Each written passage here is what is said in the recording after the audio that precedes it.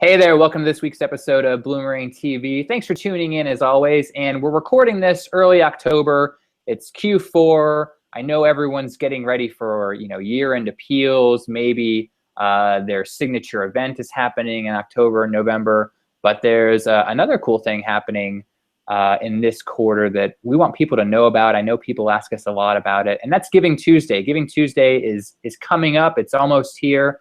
And that's why I've got Dana Ostomel. She is the founder and CEO of DepositAGift, which is a great crowdfunding platform. She's here to talk to us about Giving Tuesday and give us some ideas for how to get that campaign going and working for you. Hey, Dana, how's it going?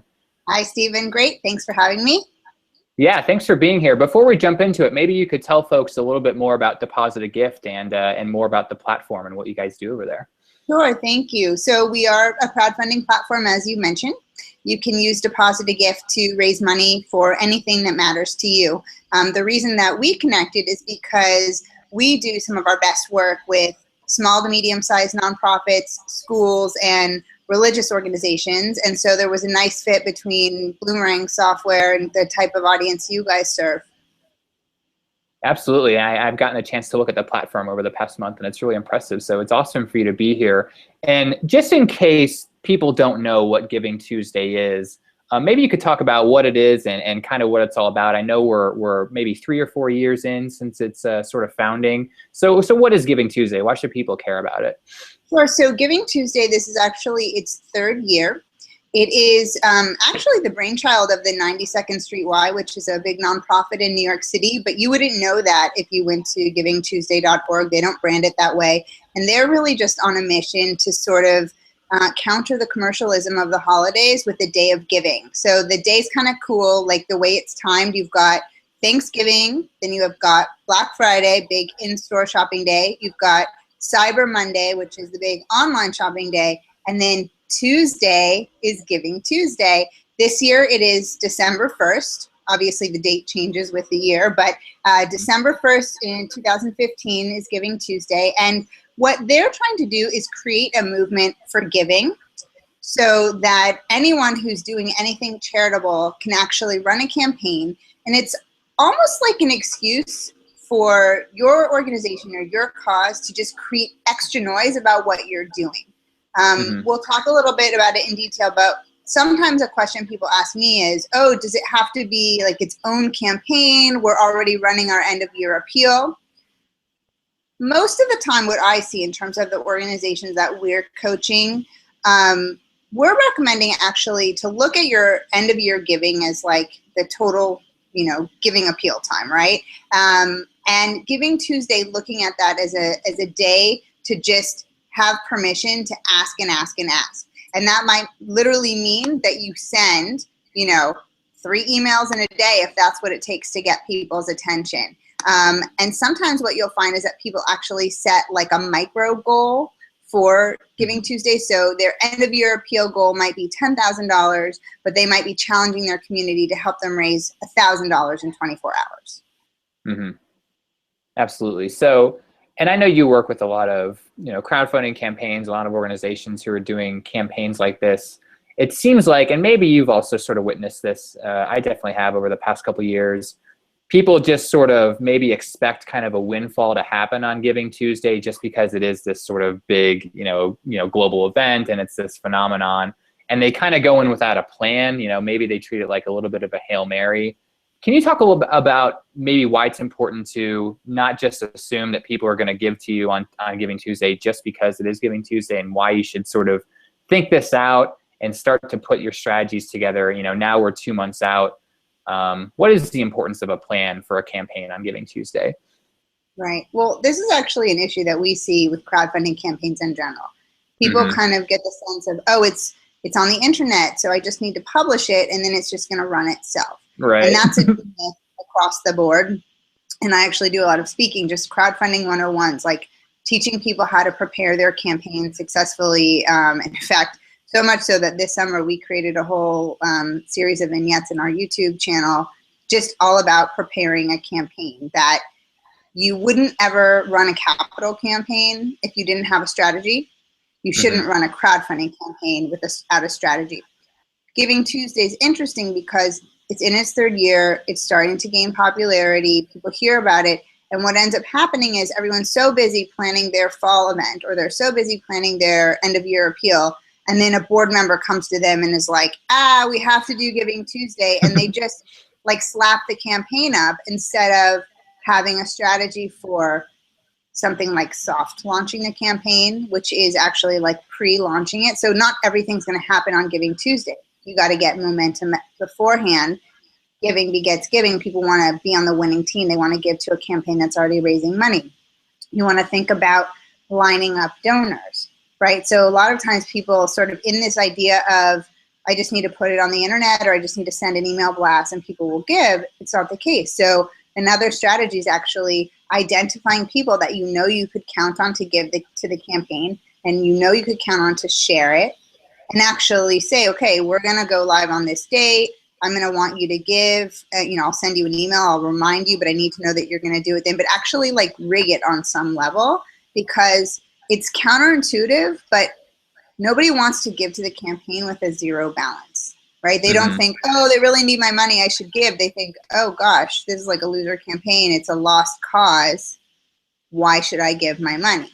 So you want to, stack the deck in your favor, and that takes a little bit of planning.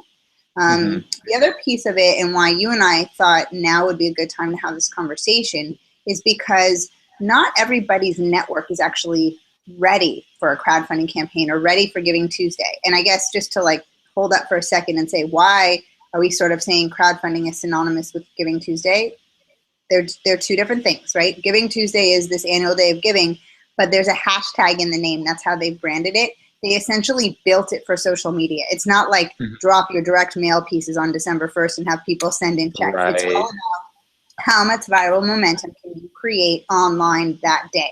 So crowdfunding platforms like DepositAGift are your perfect vehicle to set up that campaign. That's what that's about. Now, when I coach on this, when I do the speaking, one of the big questions I'll ask people is like, what does your network look like? So that means, do you have an email list?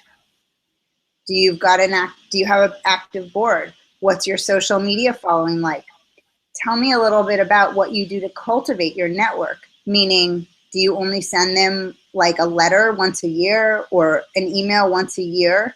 Do you send emails every quarter, every month, every week? Something that people can count on, where you're actually proactively sharing your good news and getting people engaged in your story when you're not asking for something. So a big question around this is your network primed and ready?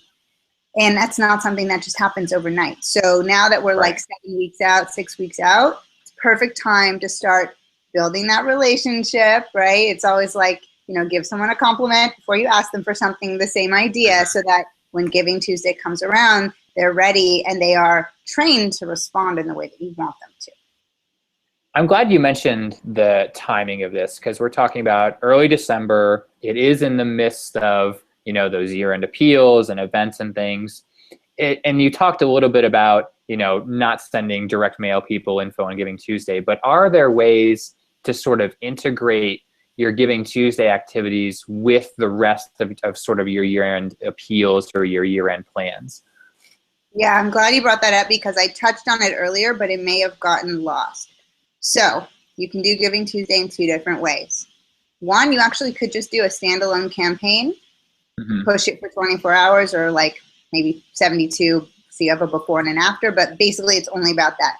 Most organizations, I believe, would benefit from having Giving Tuesday be like a sizzle point on the end of year strategic calendar. So what does that mean?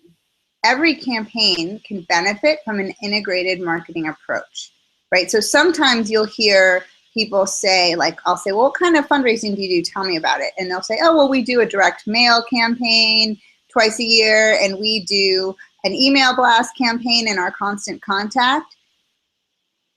Forgive me, but they're confused, right? Those are marketing vehicles. Those are not campaign types. Your campaign is an end of year appeal. A campaign is raising money for scholarships. A campaign is sending kids to summer camp, right? So that's the mission specific story. And then the way that you promote it is your marketing vehicles, and those would be First and foremost, your website, email blasts, social media. But definitely a lot of campaigns could benefit from other marketing vehicles. So if you know that you've got a community that responds well and actually may be more used to hearing from you offline, then you probably should send them a direct mail piece. But here's the key, right? You got to start moving your community from giving offline to online. You're losing a lot of benefits, and if you don't do that within the next 2 to 5 years, your organization will suffer, your cause will suffer. So if you send a direct mail piece, don't give them a reply card to send in the mail. Include the URL, right? Maybe include some sort of persuasive messaging about why they should give online, right? Like help us go green, or help us have a viral campaign this year, you know, give online. And the other thing is, you know, oftentimes those direct mail pieces are pretty expensive. And if you know that people need to hear from you often before taking the desired action, maybe you take the budget you would have spent on one super fancy direct mail piece and you create 3 postcards that are going to go out like every week in a row. And that way people definitely can't miss it, because as soon as you get to move them from the offline to the online world, now you've got their email. Now you've got license to follow up with them. And what your goal is to turn people from a supporter into an advocate. So a supporter gives you their money. An advocate asks other people to do that for you.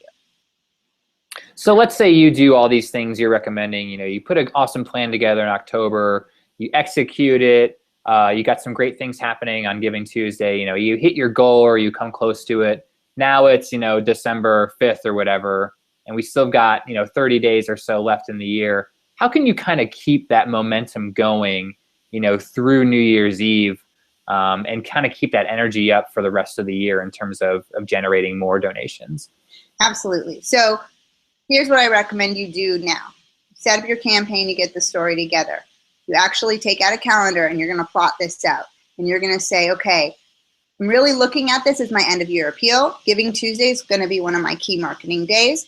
We are going to soft launch this campaign, you know, I don't know, 4 days before Thanksgiving, and start getting some of our internal supporters donating. You have the holidays, you have your emails scheduled so that you can still ping them on, like, you know, Sunday. You have everything already planned out. Monday, November 30th, you're gonna go hard, like really reminding people Giving Tuesday's coming, but that you need them to give today because you want people to be super stoked about what you're doing tomorrow.